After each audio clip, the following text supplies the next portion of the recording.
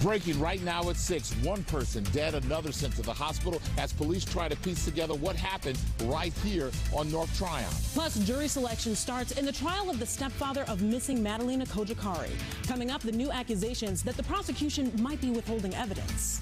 Get ready for above-average high temperatures all the way through the holiday weekend. Details coming up right here. This coming hurricane season has one big difference. We're switching over to La Nina. I'll tell you how that's going to affect the season and the predictions to come.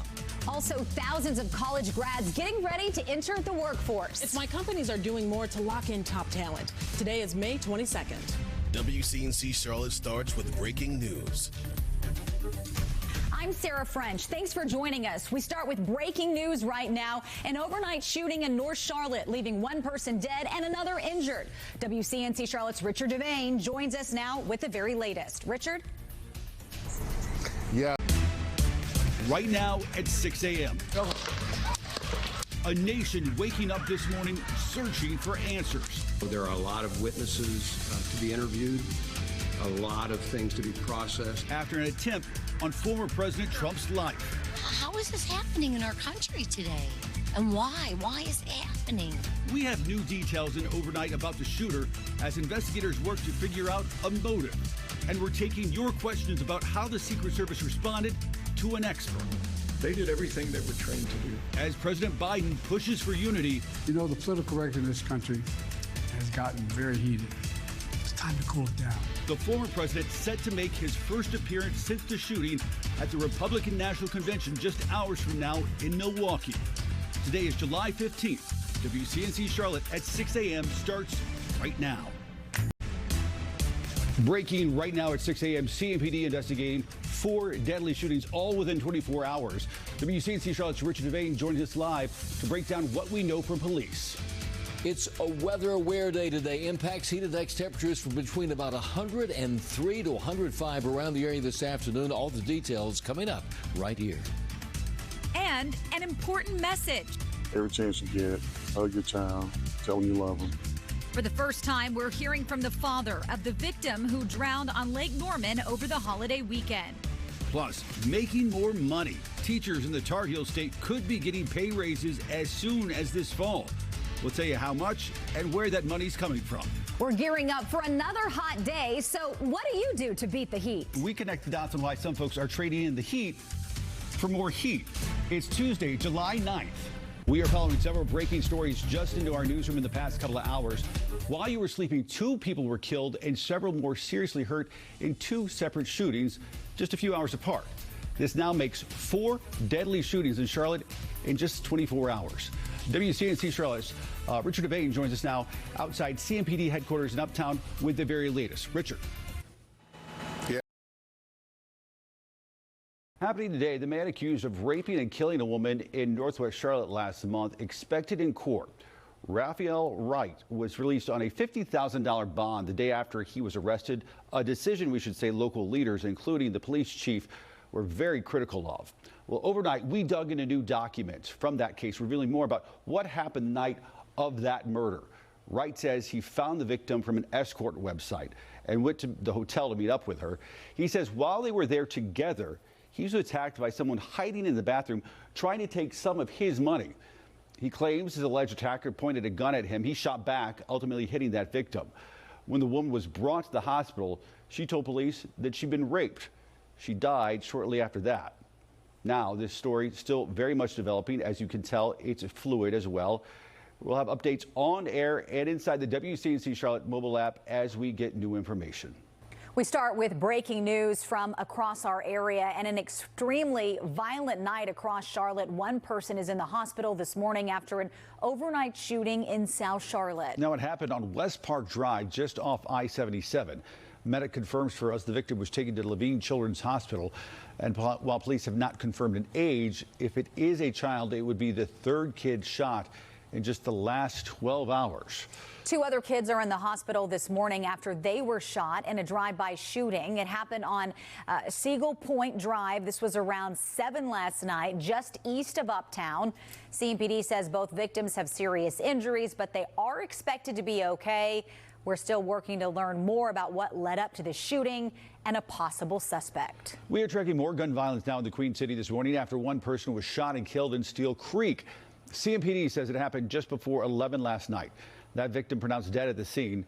This now the 54th homicide this year and the second this week alone.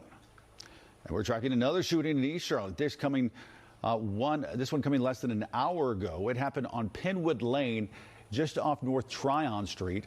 Medic confirms one person was taken to the hospital with life-threatening injuries. No word yet on any suspect information. Also breaking right now, investigators in Gastonia working to find out what caused the fire at the Christ Community Church. Take a look at your screen. This is the scene there late last night. Details very limited right now, but we have reached out to the fire department. We are now waiting to hear back. All right, Richard, thank you. CMPD says the victim was smoking marijuana, but in the body cam video, the victim says she bought what she was smoking legally at a smoke shop. Take a look. Are you smoking weed? You guys smoking weed? It's coming from the store. Well, I can smell it coming from that. So. You got it from the smoke shop. Okay, well, go ahead. Your favorite. Okay, I'm on back, please. No. Now, her lawyer claims she was smoking something called THCA. But is that any different than marijuana? And more importantly, is it legal here in North Carolina? Let's verify. Our sources are the North Carolina state law and the Farm Bill of 2018. THCA is a natural compound that comes from cannabis plants. When folks burn it, it can make people feel a similar high to the one they get from smoking marijuana. Buying this THCA in North Carolina was made possible when the federal Farm Bill passed back in 2018. That bill decriminalized most hemp products. So we can verify that, yes, THCA is different than marijuana, but when it's burned, it could be considered illegal because of the THC in it. Sarah.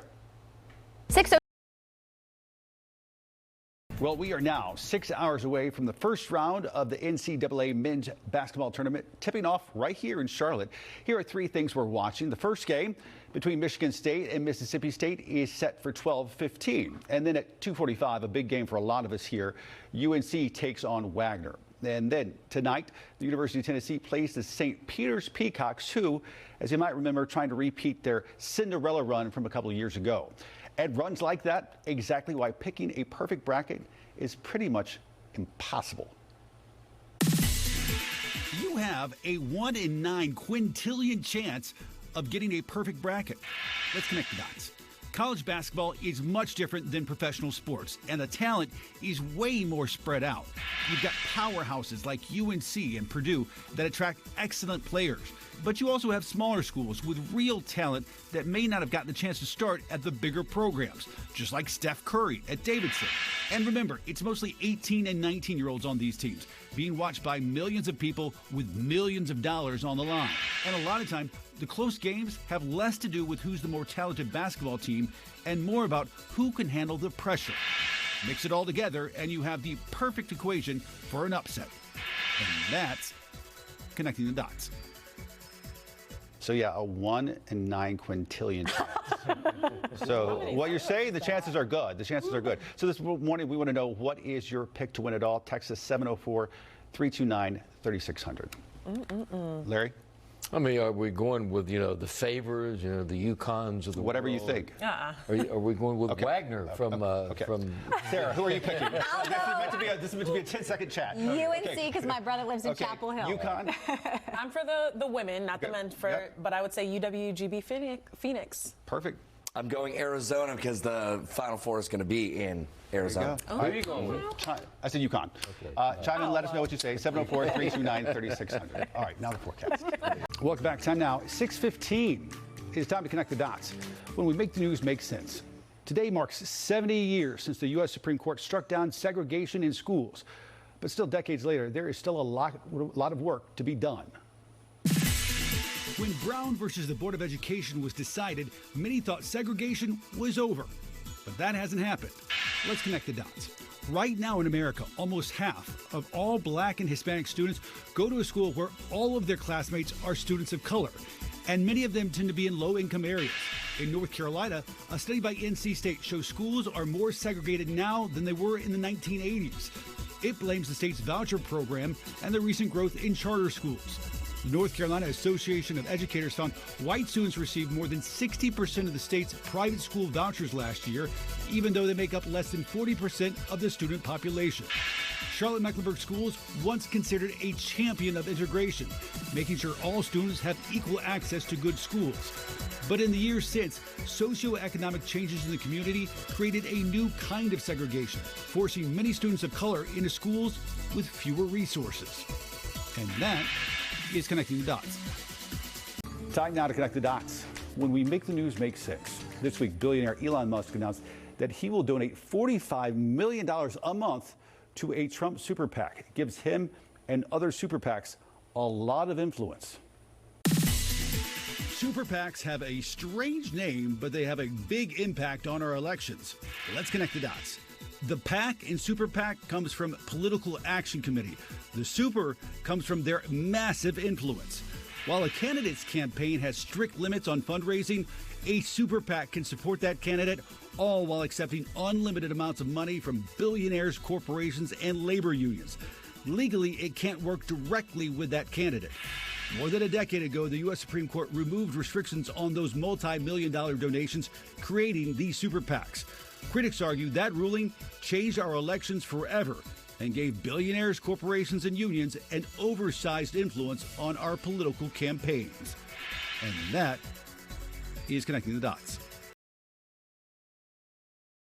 Well, trending this morning, we have our first look at what experts in the food industry think we'll be seeing. With the theme, if you're sick of apples or pears, TikTok says it's time that you try more lemons. So a lot of foodies are taking to the app saying eating whole lemons are actually delicious. Now, it's important to note when this trend started, folks weren't eating regular lemons. Instead, they're actually a variation of the fruit you can eat whole, made by an Italian company called Lemon Snack. But because some people have complained, well, that was too hard to find, they're now just slicing up traditional lemons and adding honey and some chili spice.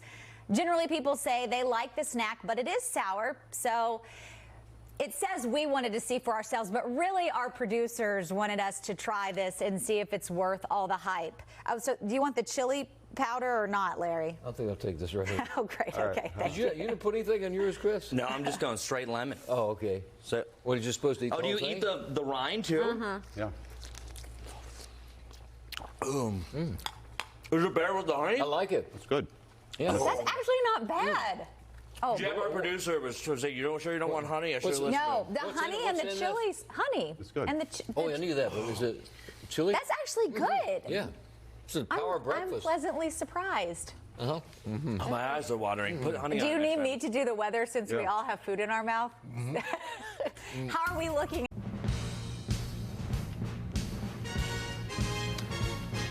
You know what that sound means? Happening today, the NFL is officially back. Tonight, right here on WCNC, Patrick Mahomes and the reigning champs, the Chiefs, will be taking on the Detroit Lions in the first game of the season. And while the game might be hours away, that hasn't stopped Wake Up Charlotte's Jay Gray from starting his tailgate early live from Arrowhead Stadium in Kansas City. So, Jay, you look like you're ready for some football. Right now, it's 6 a.m. It's Election Day in North Carolina. Ahead, the changes you'll be seeing at the polls, plus the race for governor shaping up to be one of the most expensive in the country. Why today's primaries could have major impacts on the November election for president. Then we connect the dots on what makes Super Tuesday so important and why your vote today really matters. Midweek rain chances increase. All the details coming up right here. And ahead, searching for solutions. We know they have something to say, and we want to make sure that their voice is heard. The new plans from Charlotte City leaders to take on the city's alarming rise in youth crime. Some of these comments tonight have been sickening, disgusting, infuriating. And for the first time, Matthews leaders are set to publicly address the disturbing public comments shared at its last meeting. Today is March 5th, and WCNC Charlotte at 6 a.m. starts right now. See the difference. You're watching WCNC Charlotte at 6. Good morning and happy Election Day, everybody. Live pictures this morning over a patriotic uptown where we are now just half hour away from polls opening here in North Carolina. Thanks for waking up with us.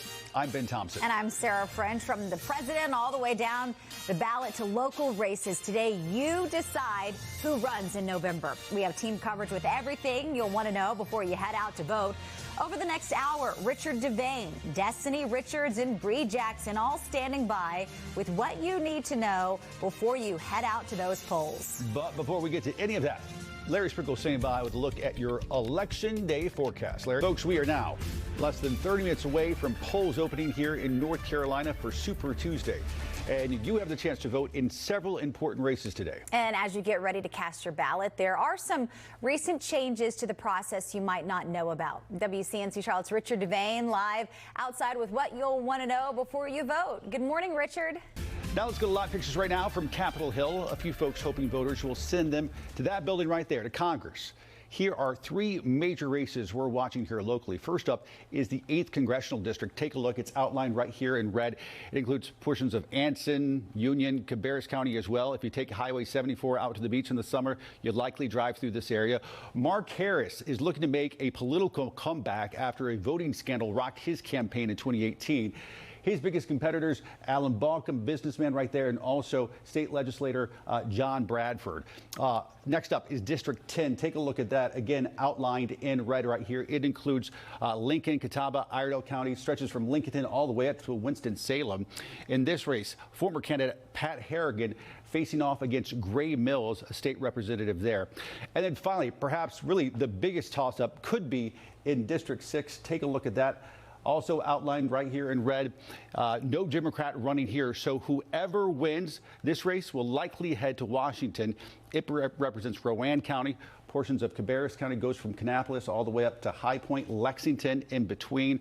Former Congressman Mark Walker looking to win back his old seat. He's facing up against former candidate Bo Hines and then a Trump-backed candidate, lobbyist Addison McDowell.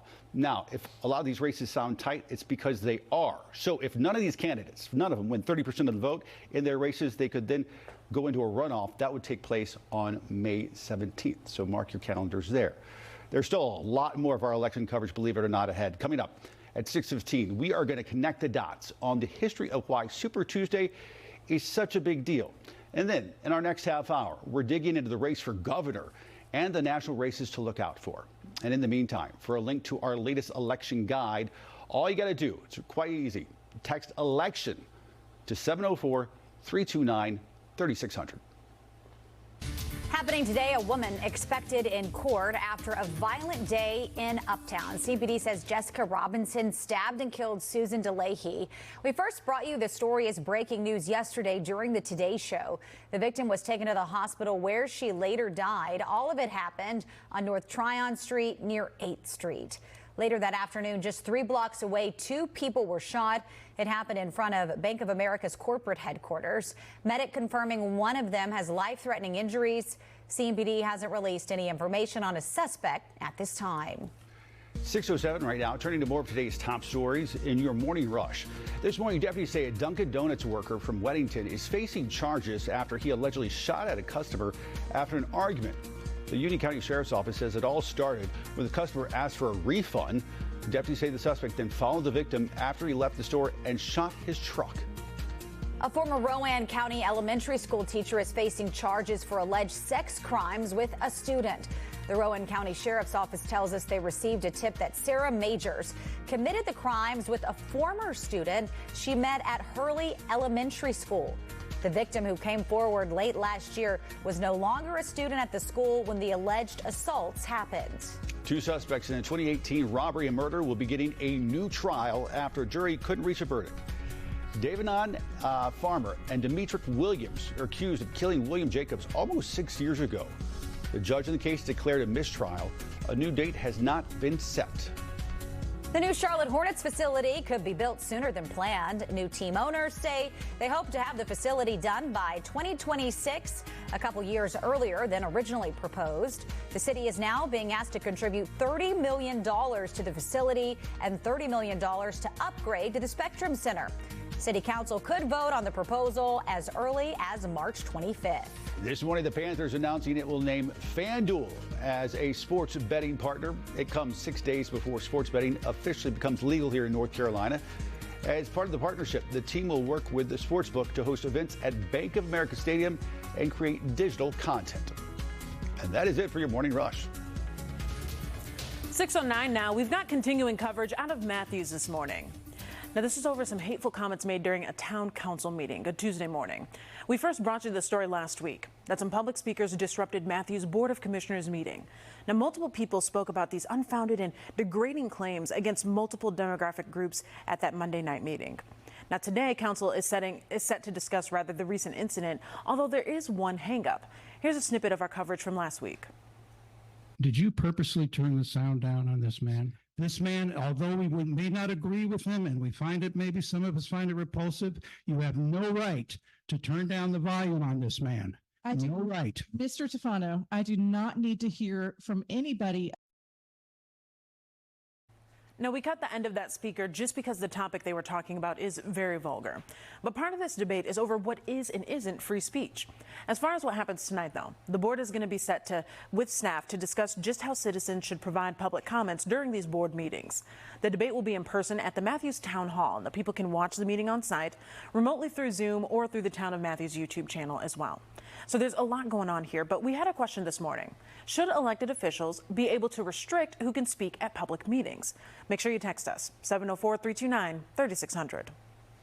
Kia, thank you. Still ahead on WCNC Charlotte, the new move from local police to help crack down on car thefts in the area. And it's Super Tuesday, so we're connecting the dots on why today is one of the most important election days of the year.